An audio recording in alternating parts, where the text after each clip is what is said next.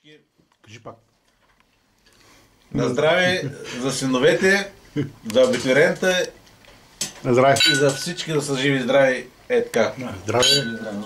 На здраве. Сега ще прави видеозаписи. Може да ги прехваля после, да си ги имате и ви за спомен. Къде стая на 100 години, спомня, като сме били на 50, на 40, на 30 няколко. Обърни камерата и си към себе си да се видиш и ти как си гледал, какво момченце си бил. Хубавец. За стопъртка камерата си. Хубавец.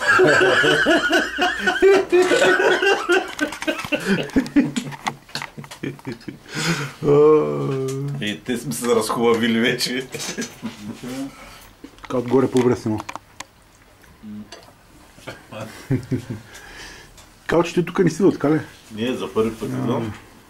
Защото И съм много очарован. отдавна се познаваме.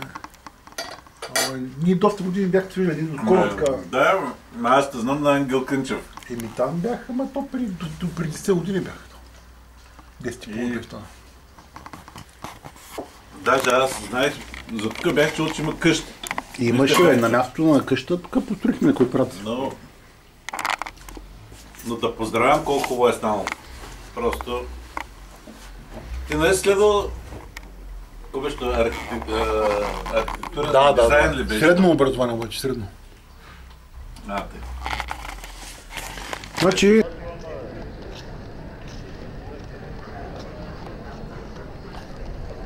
Сега, че кажа, че си искал да снимам. Свърши, аз там при момата бях отишъл. Така ме посочваше с пръст. Какво каза? Слушай, но тя на ухо ми приказваше. Тя на ухо ми каже, не така бях спре. И си помислят хората, че те са много пристигнали туристи. Ние сме от Швейцария тук. От Швейцария на Балкани.